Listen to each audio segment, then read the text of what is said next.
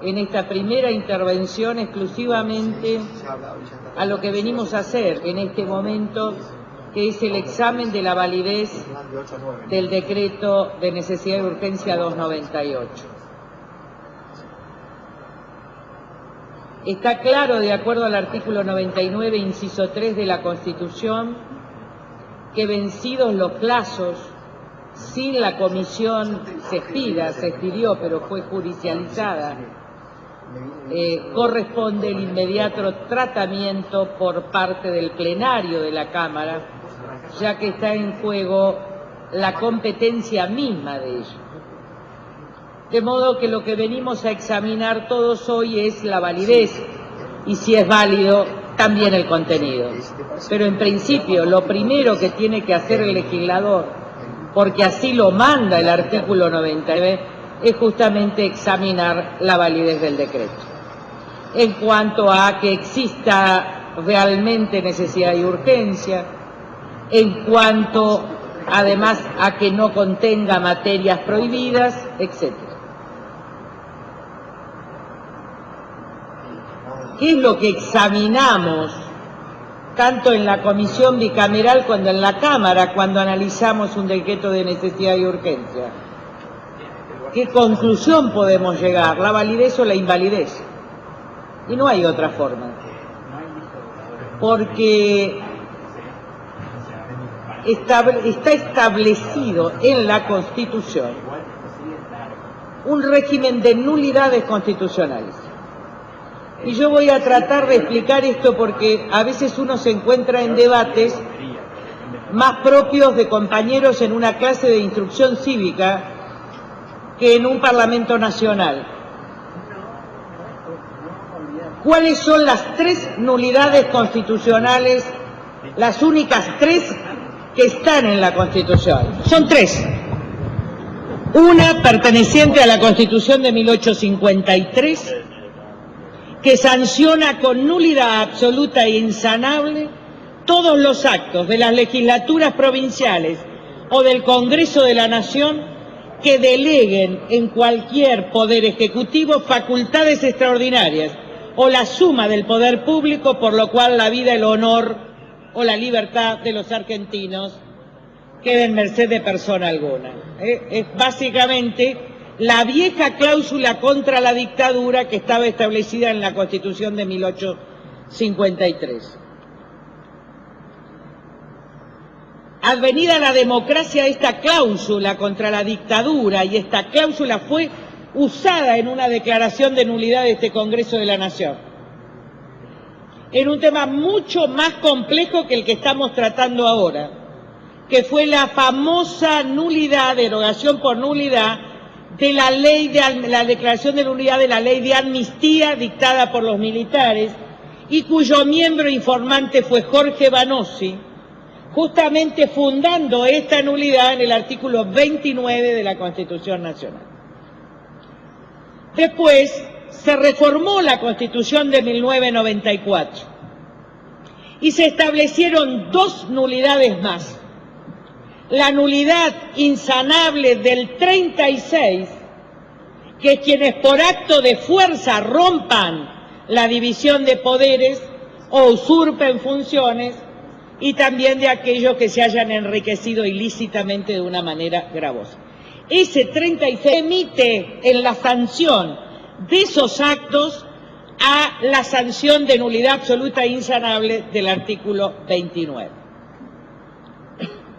Pero también en el núcleo de coincidencias básicas que yo no voté, señor presidente, porque no estaba de acuerdo con la incorporación de los decretos de necesidad y urgencia ni con la legislación delegada, y señalé que esto iba a significar la muerte del Estado de Derecho y republicano en la Argentina por el exceso con que se iba a usar. Sin embargo, allí se estableció la sanción de nulidad absoluta e insanable para aquellos supuestos en que los decretos de necesidad y urgencia no se adscribieran a los requisitos de que haya efectivamente necesidad, de que la ausencia esté efectivamente demostrada y que no se trate de materia prohibida. y lo dice exactamente, no está fuera del orden jurídico, no es una construcción y un naturalista, está específicamente en el artículo 99, inciso 3. ¿Qué pasó después de eso en este Parlamento? Yo accedí como diputada nacional del bloque radical en el 95 y siempre, señor presidente, siempre, siendo oposición en el 95, siendo gobierno en el 99, y esto me diferencia de algunos miembros hoy de la bancada oficialista que también pertenecían a la Alianza. Todas las veces presentamos proyectos, en este caso con Elisa Carca, que también pertenecíamos a ese bloque, en el sentido de la nulidad absoluta e insanable de los decretos. En ese momento no estaba reglamentada la ley, pero nunca variamos de posición. Y tampoco votamos ninguno de los decretos de necesidad y urgencia de la Alianza, y tampoco votamos el megacanje y además lo denunciamos penalmente, siendo oficialistas. De modo tal que en esto, si alguna fuerza en el origen puede mostrar que pagamos los costos, es esto. ¿Qué pasó en este Parlamento? Se debatió en el año 2003 un proyecto que era de la señora Walsh con Marcela Rodríguez, que habíamos bajado durante años, 17 o 18 diputados por la nulidad de obediencia debida y punto final, y llegamos a una sesión. Acá está el compañero de banca Díaz Bancalari, porque éramos los dos presidentes de bloque, y se trató en el Parlamento argentino la cuestión más compleja que tuvo que tomar, que era la nulidad de una ley dictada por un Congreso en la democracia, convalidada por la Corte Suprema de Justicia, y tuvimos que analizar si podríamos llegar a ese extremo, que la verdad es que es un extremo donde ya había que argumentar en filosofía jurídica derecho de gentes. En ese caso informó Uturbey por el bloque oficialista, hablando de que era perfectamente posible la nulidad absoluta e insanable de algo ciertamente discutible, ciertamente discutible. Hablé yo, que fui la miembro informante en esto, y ahí mismo, en esa inserción y en esa votación, dijimos ya lo del 99, inciso 3, que esta sanción se podía en el 99, inciso 3, pero que nosotros analizábamos esto. Cuando fue al Senado, señor presidente, el senador Yoma, que entonces era presidente de la Comisión de Asuntos Constitucionales, tuvo la misma tesis nuestra. La senadora Fernández de Kirchner tuvo la misma tesis nuestra. La senadora Vilma Ibarra tuvo la misma tesis nuestra, y acá yo tengo la carpeta, menciones y con las manifestaciones. De modo tal de lo que no se puede dudar, señor presidente, que en ese caso, que era el límite del ordenamiento jurídico argentino, en este caso lo que estamos examinando es si es válido. Y si es válido, después determinamos si estamos de acuerdo o no con el contenido. Esta validez es la que viola este decreto, es nulo, de nulidad absoluta e insanable, porque el Congreso podía funcionar, porque la deuda no vencía, porque hemos rogado la sesión extraordinaria, porque además es la copia idéntica del 2010, cuya nulidad y la de sus actos posteriores ya fue declarada, y lo que abunda no daña. Esto es obvio, nadie discute esto. Todos sabemos que es nulo, de nulidad absoluta. Un Congreso que quiere funcionar, una mayoría que lo impide y una Constitución que exige que sea por ley.